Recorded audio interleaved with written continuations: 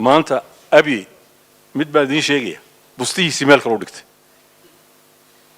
aniga waxay igu naxdin badnayd 6 iyo barkii baa la igu soo dhiftay madaxweynaha idin doonaya waa unusual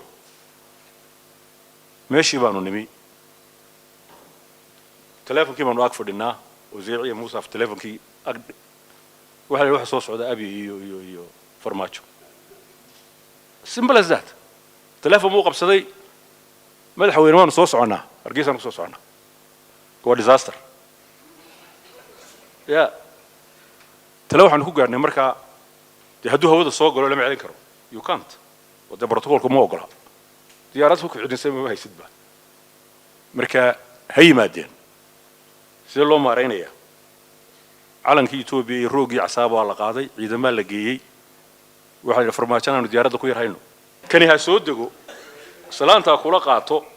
farmaajana odayaal markaa diyaaradda ka soo dejiyo VIP da geeya ilaa waa madaxweyne Soomaaliyeed kulli bada inuu karaamada ka qaadno rag baa yiri halka laga celin karo maynee ya ilaa inta at least wuxuu weyn yahay inta magac Soomaaliyeed ummad badan oo Soomaaliland joogtaa baa inuu noocaysaba marka isagana odayaal haasaawiya aloogiyo marka dhamaysataan adiga iyo abiina salaan ugu tago soo salaan oo waxa tira walaalo waan ka xumaynaynaa inaan waqti ku helin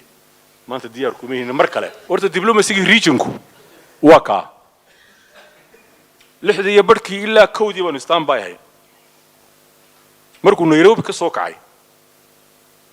ayaa naloo sheego leeyahay airspace ka xagaas u leexday horta diplomacy regionku waa ka bari baynu Itoobiya kala dheerin jiray oo nunu dhinac ka raadsan jiray maanta tii way dhamaatay Itoobiya bustihi meel bay dhigatay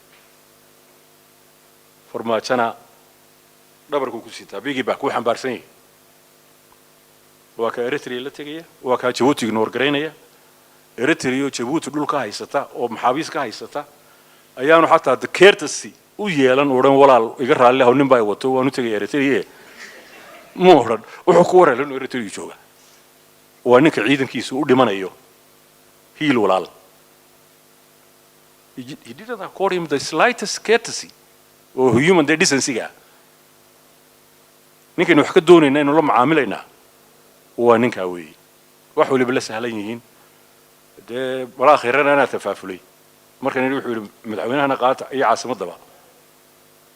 waana wax dhacay shirkii buu ka yiri waxaan sameynaya ma shirkii Djibouti madaxweynaha Djibouti hortiisa ka yiri markaasuu madaxweynaha ku yiri Muuse ka jawaab maxaa laga jawaabaa